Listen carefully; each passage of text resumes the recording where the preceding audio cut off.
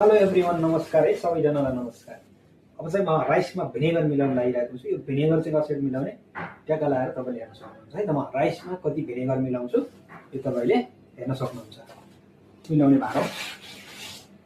यसको नाम तपाईँलाई थाहा छैन भने कमेन्ट गर्नुहोस्, म तपाईँलाई यसको नाम पनि बताइदिन्छु है त। यसलाई चाहिँ ट्याक्क सफा गर्ने। यो चाहिँ मेजरिङ जग, लिटर जग पनि भन्छ है यसलाई। भिनेगर यसमा चाहिँ 350 ml छ। 350 ml 1 केजी राइसमा हाल्छौँ है। तपाईँले यो भिनेगरको रेसिपी चाहिन्छ भने तपाईँले अर्को भिडियोमा पाउनुहुनेछ। यो रेसिपीको भिनेगरको रेसिपीवाला भिडियो पनि म बनाउने छु है। अनि तपाईँले भिनेगर पनि बनाउन सक्नुहुन्छ, राइस पनि बनाउन सक्नुहुन्छ। यहाँ मेरो चाहिँ 1 केजी राइस पाकिसकेको छ। म यो राइसलाई चाहिँ तपाईँलाई खनाएर देखाउँछु। ओके साथीहरू, हाम्रो राइस यहाँ खनिसकेका छौँ हामीले। अब चाहिँ हामीले भिनेगर चाहिँ यसमा यस्तै गरम गरौँ, यस्तै तातो चाहिँ हाल्नुपर्छ है, होइन भने यो राइसमा भिनेगर लाग्दैन पछि। सो म भिनेगर एड गर्न गइरहेको छु। भिनेगर चाहिँ हामीले यसरी एड गर्नुपर्छ। अनि यसलाई चाहिँ एकदमै राम्रोसँग मोल्नुपर्छ।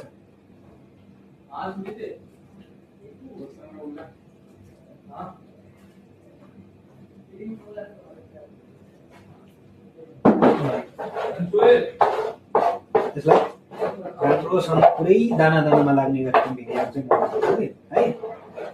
अनि हाम्रो चाहिँ राम्रोसँग जताकतै यो राइसमा भिनेगर हाल्छ। मेन चिज यसमा राइस बनाउन जान्नु पर्यो अनि भिनेगर बनाउन जान्नु पर्यो। त्यसपछि सुसी राइस पर्फेक्ट बन्छ। पर्फेक्ट राइस र भिनेगरको रेसिपी तपाईँलाई थाहा भयो भने सुसी अलरेडी बन्यो भनेको जाने है त। यदि तपाईँलाई सुसी जान्नु छ भने कमेन्ट गर्नु होला। म सुसी कसरी बनाउने होइन, रोल कसरी बनाउने त्यो पनि म तपाईँहरूलाई सिकाइदिन्छु अन्य भिडियोहरू। कमेन्ट चाहिँ गर्न नबिर्सिनुहोस्, कमेन्ट गर्नुहोस्, भिडियो लाइक गर्नुहोस् अनि फलो पनि गरेर बस्नुहोस्। यस्तो भिडियोहरू चाहिँ तपाईँसँग म सिकाइरहेको छु है त।